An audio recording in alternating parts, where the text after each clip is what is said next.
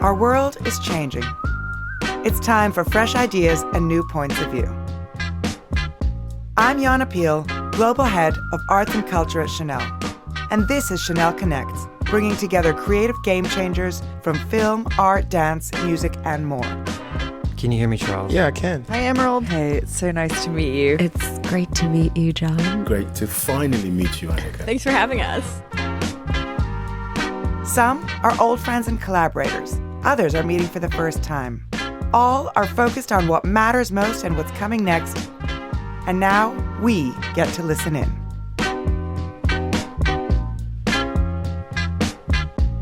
Could you tell where my head was at when you found me? Me and you went to hell and back just to find peace. In this episode, Diane Solway, Head of Arts and Culture Programs at Chanel, moderates a conversation between Emerald Fennell and Gillian Flynn. Now, you may know Emerald for her acting roles, such as in Netflix series The Crown or in motion picture The Danish Girl. And you may know her as the showrunner on season 2 of Killing Eve. She recently combined the two and then some, directing, writing, and also briefly appearing in the movie Promising Young Woman. The movie stars Carey Mulligan as Cassie, who seeks vengeance in honor of her late best friend, with some extremely twisted methods. This devastating and darkly funny film earned Emerald an Academy Award amongst countless other accolades. Emerald connects with writer Gillian Flynn. Gillian's name is almost certainly on your bookshelf as the canny author behind Gone Girl, Sharp Objects, and Dark Places. Gone Girl in particular took the world by storm, with the book spending over 130 weeks on the New York Times bestseller list. The movie adaptation of Gone Girl became a tremendous critical and commercial success, starring Rosamund Pike and Ben Affleck.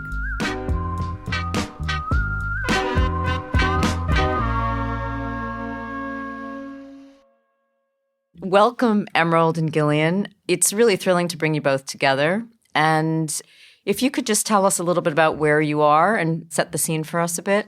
I'm in Chicago, where is now my home base on a snowy day. And just was writing this morning. I write from my house and was down in my very weird, delightful office that includes, a John Dillinger death mask that my husband gave me when he was courting me. So that's when I knew he was the one. And other strange little knickknacks. We were talking before about Zoom backgrounds and how people choose them. Mine always needs to be deconstructed a little bit so it doesn't frighten normal humans. And Emerald, what about you? Set the scene for us a bit about where you are today. Well, I'm in Los Angeles for work at the moment, so I am currently in a podcast studio in Hollywood, which feels very glamorous. And I'm staying in an Airbnb where the Zoom backdrop is a wallpaper which has lots of nude women. And which is great considering the kind of work I do, and which my 2.5-year-old son calls the bum room. So, sadly we're not there right Well, now. a very warm welcome to you both. Thank you. There's so much to discuss here, and I'd like to start by discussing how you both write these characters that operate in these moral gray zones in a way that we don't often see on screen or in literature. What do you think the world gets wrong about women and their dark thoughts? I mean, I can say I feel like I've been fighting that fight my entire writing career. I wrote Sharp Objects often in response to the fact that I had read a zillion books by men and about men who dealt with violence and generational violence and how that looks like over a decade and how different generations feel it. And I thought, where are the women's stories about this? And, a lot of stories about women being abused, but not stories about women who are inherently violent. And I thought, we're missing a big segment of what women are, which is human, basically.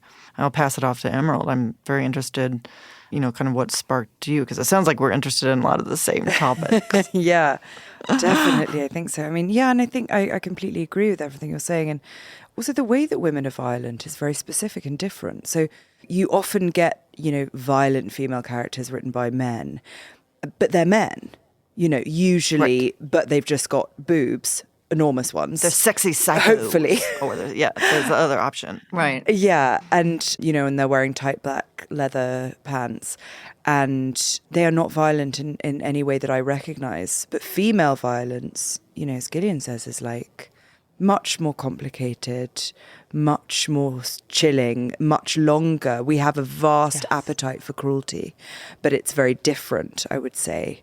And people don't like to talk about it because it's troubling, because we have to be good. Because for society to work, we all have to be good, mothers, wives. But, the truth of it is we're not nice. We might be worse. So, what do we do with that? What does society do with that information? I mean, I've had conversations with my friends about this a lot, of that idea that why is it women that bear the burden of being good? And this is sort of, I'm working on my next novel right now and smack in the middle of it, and definitely has to do with themes of what happens if women decide to drop that mantle and behave in the, quote, stereotypical, quote, typical male fashion of, you must win, don't apologize, don't explain, do what you need to do, it's all okay, abandon what you feel like. What would happen if women just chose to not be the nurturing, forgiving, caring, bearing all that burden? Because it is a burden, and it's ridiculous. It's a burden. I agree with you. We're not nice. Yeah, it's a burden and it's boring. A lot of us aren't nice. I think it's exhausting, too. It's boring and exhausting. And it's boring, and I think, you as a woman are kind of responsible for being the spokesperson for every other woman as well, in a way that just, it was really interesting when I was talking about the film a lot. I'd get a lot of very personal questions, even as baldly as, men usually, but sometimes women would ask if I'd, had I been sexually assaulted, would I like to talk about it? Yes. And really, is this your story? Exactly. But I think aside from whether it may or may not be the case, it's more like I just do not see people asking male writers or directors if they've murdered a ton of people to write their movie, or if they have, ever flown in the air wearing a cape. You've both written these very complicated female characters where you don't really know if you're supposed to love or hate them. In Promising Young Woman, and here's a small spoiler, Cassie's best friend commits suicide after being sexually assaulted, so Cassie takes revenge on anyone and everyone involved in that tragic event. Yes. Then we have Gone Girl, where Amy is a lying murderer plotting against her husband. Both Cassie and Amy have been described as total sociopaths. Do you feel like audiences are less forgiving of flawed female leads? As long as we can just write characters where women are kind of dicks, they don't even have to be sort of fascinating. They can just be losers, boring losers, voyeurs, kind of pervs, not fun, not sexy, not chilling or frightening. Just as long as we can start writing about proper losers, then we'll be fine. But I don't even think we're there yet. You still have to be sexy. And I think that what the next stage will be, or what it feels like for me, is the kind of de-prettification of the whole thing. Because when we talk about ugliness, it still has to be inside someone beautiful. I don't mean that Hollywood consumable face. No. Where's the female character actor? Oh, yeah. You can name maybe 3 and think, good on them. Yeah. But where is that as a thing, Absolutely. Or you can be John C. Reilly and do a zillion movies with your wonderful face. But it's that thing of the people we're really scared of. Yes, I was scared of the queen bee at school, who was kind of like the hottest potato in town. But the women that I'm really frightened of, you don't notice. Yes. That's part of their genius, is they're part of the furniture, and that's how they get you. Yes. And we just still don't see that. We haven't seen that yet. And that's kind of the thing that I'm doing next, and I'm most interested in doing, the kind of the furniture women. Yeah. You both write sort of dark stories, but that very much are laced with these comedic moments and these sort of sharp satirical moments. Do you find dark moments funny? And what do you think humor adds to the darkness of the story? You go first, Emerald. Yours is, I was crying at some points because it felt way too close to home, like way too close to home. But I was laughing throughout, which is, I think it's a sensation that's not very common. So I'd love to hear how you balance that and figure that out, both writing and directing it. Well, thank you. I mean, it's this funny one, isn't it? Because so much of it is like, it's not thought, it's not planned in a funny way. The way that you are and the way that you write are kind of part of who you are. And I think certainly in my family and with my life, our sense of humour is incredibly macabre, and there's nothing that's off limit. In fact, humour is the kind of release valve that makes life bearable. And the most broadly comic scene in the movie, spoiler alert, is after Cassie's murdered, and the best man comes in the following morning and he's like, "You killed the fucking stripper." You know, what is this, the 90s? And we've seen this movie. We've seen that movie so many times. We've seen conversations all similar so many times. And, you know, and if the audience laughed, I only got to see it in a movie theatre twice because of COVID, but the first person who kind of dared to laugh there, and then the sort of floodgates of laughter, it was such a important moment because it's kind of like, yes, you're laughing and you have laughed, and like, who's laughing now? Because I'm, you know, we were watching this whole time. The problem is, about every woman you will ever meet has a story, you know, at some level of assault. I mean, absolutely. I just don't doubt that. And it's so many that it almost, to some people, feels cliche. What do you both feel that humor brings to the story and characters? Because humor is so much, you know, as we've been discussing, so much at the heart of the stories that you tell, and particularly the characters are funny. They're funny as hell and twisted and dark all in the same time. What do you think humor does in terms of either how that moves the story along, how that makes the character much more complex? Well, I'm at the Emerald. I think, to me, my reaction is always to try to find the absurdity in almost any situation. And, you know, my favorite quote is by Mark Twain: "Humor is the great thing, the saving thing after all." I think, to me, humor does a lot of things. Number one, it makes the character who's doing nasty things more accessible. It tells the reader or the viewer that they are self-aware, which is, I think, is really important for me, my characters at least, that they can comment on what they're doing. And to me, that shows another thing, which is that they are not, quote, the psycho bitch, unquote, which is what I got asked a lot when Gone Girl came out. Why do you always write psycho bitches? Right? It's like, that's one way to look at it, I guess. But, you know, to me, it's very important that, you know, they have that humor.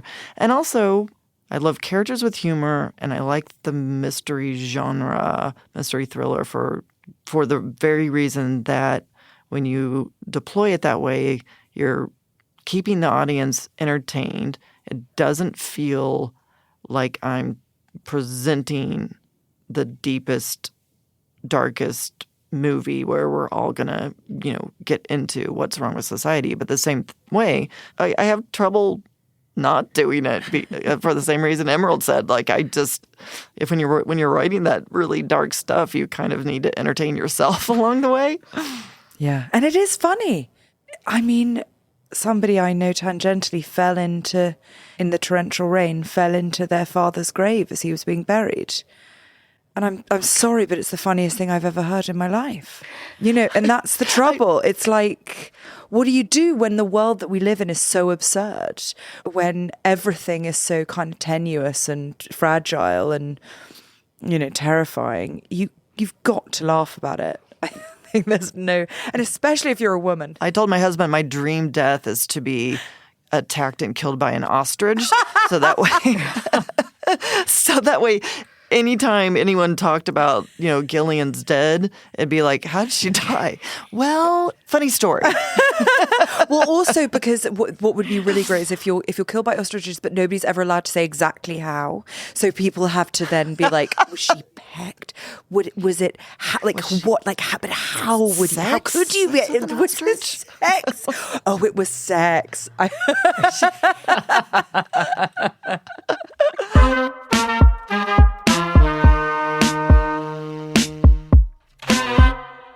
want to ask you guys, how much control do each of you get on casting? Emerald, you had a really specific way of casting Promising Young Woman. Yeah. Which stars Carey Mulligan as Cassie, and Ryan is played by Bo Burnham, who is such a beloved actor and comedian and portrays one of the good guys, someone many men can relate to. Can you talk to us about your approach to casting? Yeah, totally. I mean, I was very lucky with Promising Young Woman because it was a low-budget independent movie, so I was given a lot of freedom. That's the thing that you do get. And if you don't have money or time, you've got homework. So you can just, every single item on that screen, every single T-shirt, every single nail colour, every single casting choice has to deliver a kind of, a value of some kind, because that's all you've got. And so, obviously when it came to the men, they had to be the kind of men that you would want to go home with, conceivably, that you are friends with, that are nice, the kind of guys that would say, really? Because I've worked with him for years and he's never been weird with me, or he's such a good friend of mine. Are you sure it wasn't, it's those guys. Yeah. And, with Bo, casting Ryan was really hard. Because Carey is just so fucking good. And she, a bit like Cassie, is kind of intimidating. She's wonderful, but she's just like, come and get. She's so good. She's like, yeah, exactly. Yeah. But we were really lucky. We did some chemistry tests with lots of really amazing people. But when Bo came in, he's so smart and he's a genius and in a very different way to her. And they just sparked so well and it was brilliant. And, I think the thing about casting that is you had to cast someone that felt like we as an audience would be heartbroken when we found out too, because the stakes of this movie, it's not just the Nina story, it's a love story. So we really needed to believe it, to care. Because that's what it does feel like. It does feel like, oh, fuck you too.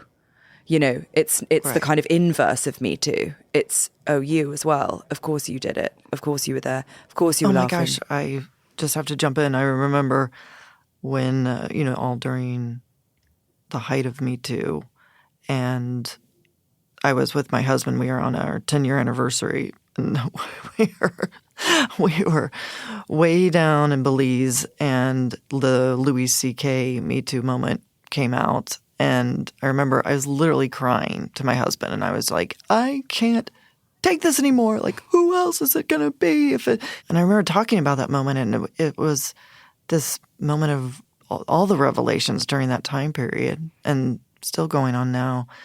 Again, you're like, that's the good guy. Like, that guy's on our side. That guy's with us. It doesn't think of us as the other. And, it just felt like this, rug being pulled out of like, well, maybe no one does take us seriously and no one really respects us still, yeah. But I think, yeah, one of the conversations I had a lot, I think, with men during the making of the movie and afterwards was like, part of it was, but this doesn't happen that much, and blah, blah, blah, all those sort of conversations. And I was like, look, the thing is it's kind of what you were saying, Gillian. Every woman I know has been sexually assaulted to some degree. Yes. Usually multiple times. I'm sorry to say it so boldly, but it's true. Yet none of the boys or men we know are sexual assaulters. So how does that maths work? And that's the chilling thing. Of course it's chilling, but so much about this stuff as a kind of wider conversation is, then where are we? How do we move on as a society? How do we move on with our relationships with each other? And I think the answer is, and what I'm kind of wanting to sort of at least explore in the movie is forgiveness.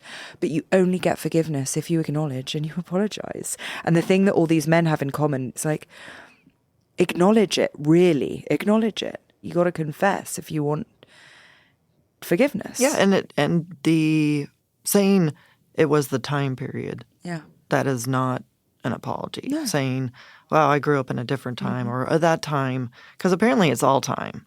Oh, yeah, it's all time. And it doesn't matter the time period, you know what is right and what is wrong. Yeah, and just it doesn't matter. The whole everyone else was doing it is, as we know, from about age 5 is not a proper excuse. No. Let's talk a little bit about endings. Yeah. Gillian, the ending of Gone Girl was quite polarizing to some. How did you come to the decision to end the story the way you did? Well, I will say it was the only way. I mean, I tried a couple different endings to see how I was feeling about it, and that ultimately was the only correct one. And I feel very strongly that it was the only correct one. But I have definitely had people who wait in line at a book signing and, get to the front and slam the book down. I hated this book. I hated the ending. I only came here because my book club made me, and I wanted to tell you how bad the ending was. I mean, this was not an unusual thing. Oh, yeah, not an unusual thing during the height of Gone Girl. And I don't take that personally because I would rather people feel strongly about my stuff than go watch it and go, Yeah. or read it and go I liked it. And, I want a response, and, so I always engage. And, was okay, so why did you hate it so much? And every single time I got some version of there wasn't justice. Yeah. She wasn't punished. She got away with it. And what the hell? How could you possibly give that ending? And I always just say back, what about this book possibly made you think there was going to be justice at the end? And also, not that book. What about this book makes you think that we're on his side? That's an interesting. Don't we kind of we naturally do that? That's fast. I can't believe someone would wait in line, go to a bookstore to wait in line to tell you this was a regular thing. And when we were making the movie, I would, if people didn't know I was actually writing it, I had to constantly had people like, well, I hope they change the ending because that ending in that I hope no one's going to watch that. If you, Gillian, you co-wrote Widows with Steve McQueen, and it's interesting in talking about genres. I mean, the film really reimagines the classic heist movie, this time with a female-led cast, and also a storyline that focuses on societal inequity and the women's lives directly. I mean, I loved just the idea of having to get childcare for the night of a heist. How did you and Steve McQueen collaborate as writers? I would throw out certain things. And again, I mean, the childcare was definitely one of them. Being a mom of 2, it was like, how would I do this? Like, literally, how, you do have to think about that kind of thing. And I mean, and Gone Girl at the end with Amy, she certainly plays with this too. How do you use the stereotypes that exist about women as weapons? Because you might as well. You're going to have to deal with it. You might as well sharpen it up and stab someone with it. So it was very much discussions about that. We both were fans. We went in from the very beginning. I have no interest in a hacker film. Like if you want a lot of high-tech heists, I am not the person for you. But neither of us did. We wanted, Steve very much wanted to feel like the 70s heist movies where you really literally feel things. You hear the door slam and you hear the car crash isn't this overly sleek production.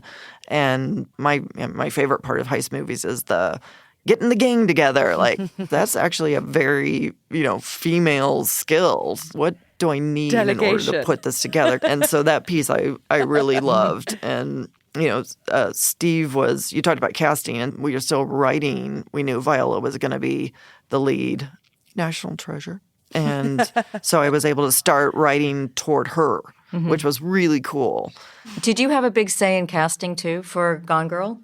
Fincher and I just worked incredibly well together. And we were of very similar minds. I mean, it was a David Fincher movie all the way. So it wasn't like I was making the casting calls, but he was incredibly inclusive and collaborative. And we knew Ben from the start, obviously. It was just the way he deals with media, the way, there's entire Twitter links dedicated to, sad Ben.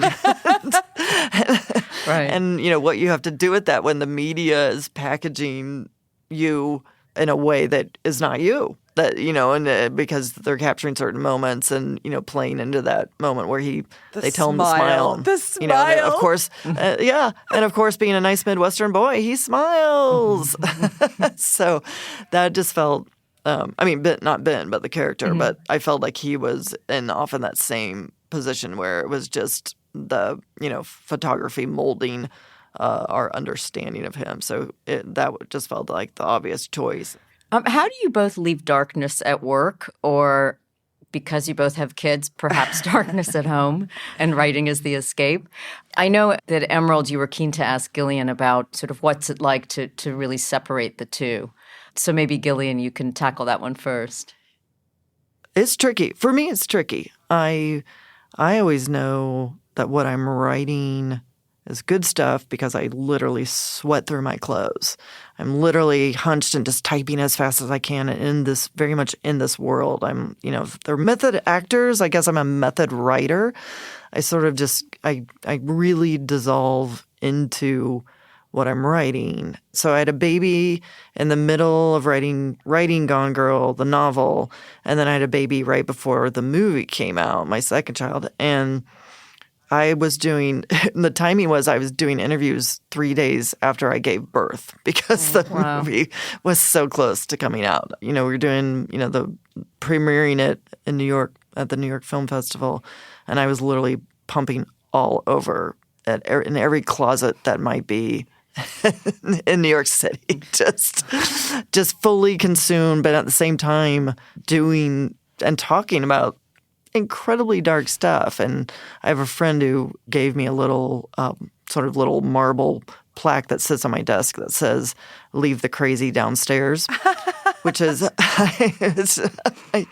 I always keep in mind because what I've learned is I will carry that up with me, and it will infect the mood of the family. So I've learned to take about 15 minutes when I'm done writing, and I'll just do something to help sort of change my palette. I'll watch Donald O'Connor Make 'Em Laugh and Sing It in the Rain, which I dare you to not be cheerful after. I'll, listen to a great song, the Cimbalists, Don't Carry It All or something like that. And just kind of let myself decompress and turn back into a human again and not the character that I'm writing, because that's pretty much what I tend to do. Emerald, what about you? It's very similar. I was kind of similar to you in that I was pregnant with my son during, I gave birth 3 weeks after we finished shooting Promising, and then and then went straight back into the edit, and then I just had my most recent child 6 months ago in the middle of making this West End show, Cinderella. And so it's so grueling physically. and it's kind of a weird position to be in because it's not weird. Lots of women do it. But I was wondering, particularly when your children were younger, how did you do that? How were you able to do that?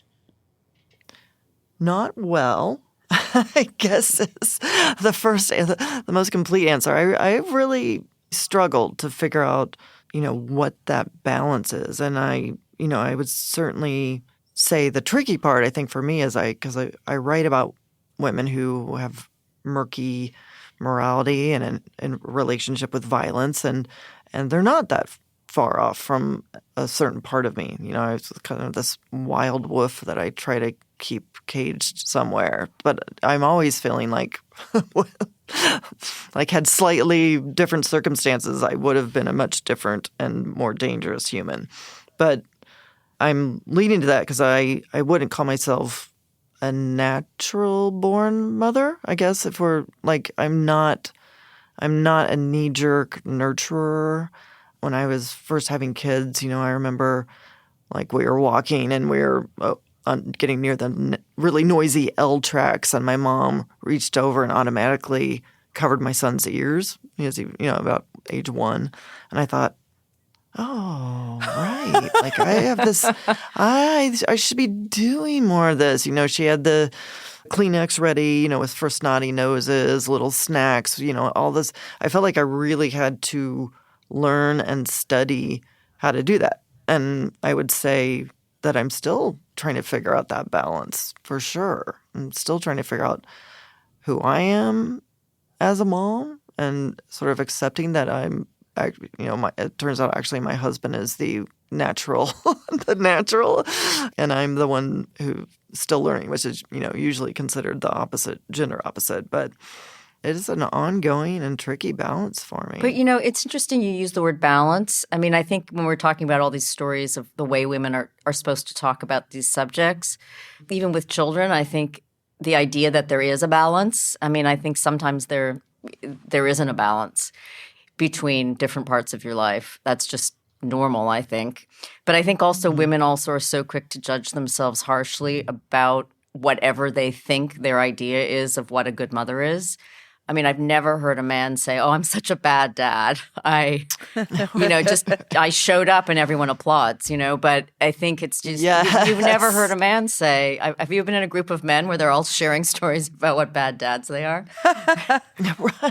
Oh my God. There's a movie for you, Emerald. The Bad Dads Club. The Bad Dads Club. Woe is me. Oh, I've got to really work on this. I'm reading 8 different books right now and I'm in support groups. That would be amazing if you heard that.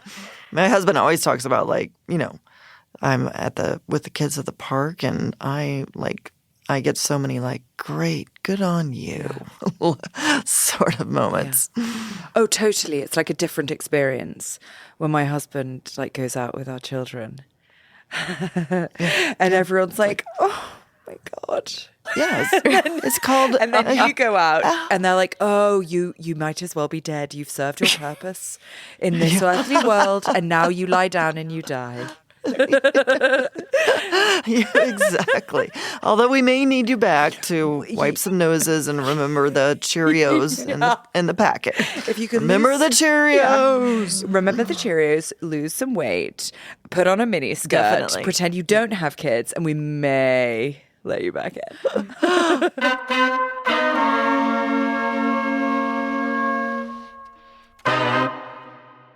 We're obviously discussing in this conversation the comedy and tragedy, and mostly in fiction. But Gillian, I know you've been doing this in real life. Is it right that to help you with pandemic stress, you've been writing a comedy? Yes. We went back to Kansas City and rented a house to be near my folks for, a couple months during the pandemic. And it's sort of a comedic Gen X story of just a group of friends kind of together. And I couldn't decide if I wanted to address the pandemic, but I like the idea of a bunch of people being crowded together and how they interact and how that idea, in Kansas City, most people are happy and stay in Kansas City. And so most of my friends from high school and college are still in Kansas City. I'm kind of fascinated with that idea of what happens when you've known people since high school and you're sort of trapped in this particular bubble of a personality that you're almost not allowed to break out of. And I think that's so interesting. I couldn't personally do it. I just had to move around so I could grow up and feel sort of like a different person. But when I go back home, I still totally regress and I'm back to I want to drink Seagram's golden wine coolers till I've with the fruit at the bottom, and smoke little skinny Capri cigarettes and drive around in a cabriolet. That's what I want to do. What was your Kansas personality? Who were you in the group? I was definitely a watcher. I was a very shy human. I've really struggled with that my whole life. And I hate it when people who are not shy go "Oh, I'm really shy." Because it really, if you're actually a shy person, it really does feel like a disease almost. You want to say something, you can't. So I was pretty quiet. And so I was very much watching and trying to figure out what clothing items I might need, what I should do. And I'd like to add that I did end up being first runner-up prom queen. Whoa! So that's a twist. Emerald, have you had any secret passion projects during the pandemic? Secret? Well, I took up beading for a while. That's interesting. I started making little bracelets, and my husband came home one day and he was like, no, not for you, not for you. And I was like, you're right, I don't know what I'm doing. Save me from myself. You didn't bake sourdough bread? I did not. I did not either. I did not either. I opted out. So me and my husband were living in LA, but we were in London during lockdown. And so we moved in, me, my sister, my husband, our 6-month-old baby, moved in with my parents, and me and my husband and baby lived in my teenage bedroom for 4 months of the pandemic. And I was doing Zooms for Promising a Woman with a kind of like tawdry teenage bedroom in the back, like a sort of cam girl. And there was so much of me that just thought, maybe I just lean into this. Like make some extra cash on it for OnlyFans. Yeah, my folks still live in the same house I grew up in too. So we go back, same thing. Is your bedroom still the same? Most of it is, yeah. I mean, it definitely, the furniture has been rearranged, but I know where I used to hide my beer. I know the crevice where I used that's still there and functional should I need it. Emerald, we haven't got much time left, but I'd love to ask you more about the play Cinderella. Cinderella came back because Andrew Lloyd Webber had been wanting to write Cinderella forever. And I was sitting next to him at dinner and he kind of mentioned it. You know, he said he'd had lots of kind of people made suggestions for Cinderella and he'd never found anything that he liked. And then, as usually happens with these things, and because I'm such a kind of natural sort of homework person, I went away and I thought, well, actually, I wonder if there is a way of making Cinderella feel interesting. For me, the main thing was like, why do I care about somebody whose only characteristic is that they look sexy while they're sweeping? Like, I'm going to need more than that. And so in this Cinderella, she's the prick. She's the person who pushes everyone away. And it's about her kind of, you know, she lives in this town where everyone is gorgeous and she's like, fuck this. And then she sort of realizes that she needs to participate, grow to love herself and everyone else. Yeah. And Gillian, the comedy you described about your hometown, is that a novel or a screenplay? The comedy, I just have to say, is purely for me and not on any studio deadline. I'm also adapting my novella, which is called The Grown Up.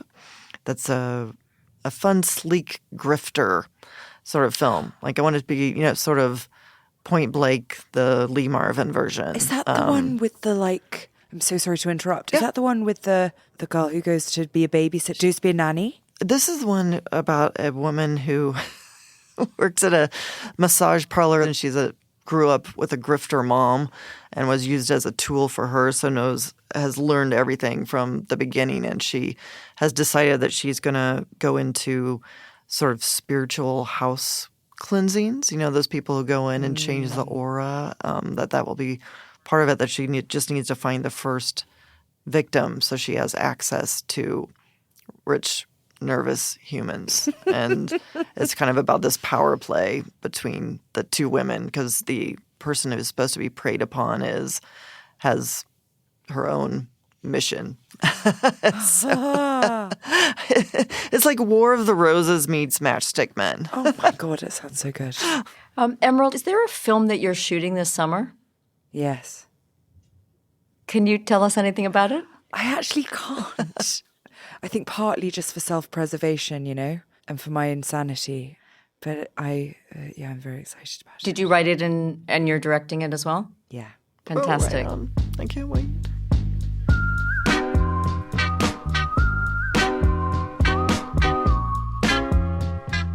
Thank you so much for joining us today. It's been a real treat to talk to both of you, Emerald Fennell and Gillian Flynn, and maybe you'll even work together at some point down the road.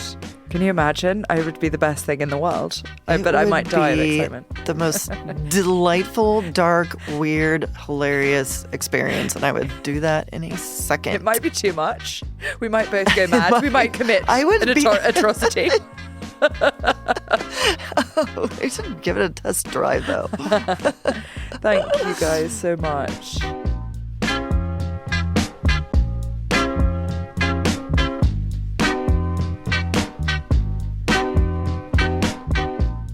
Thank you for listening to Chanel Connects. Don't forget, you can follow the show on Apple Podcasts, Spotify, Stitcher, Amazon Music, or your favorite podcast app. You can also listen back to Season 1, featuring conversations between Pharrell Williams and Ez Devlin, Keira Knightley and Lulu Wang, and many more.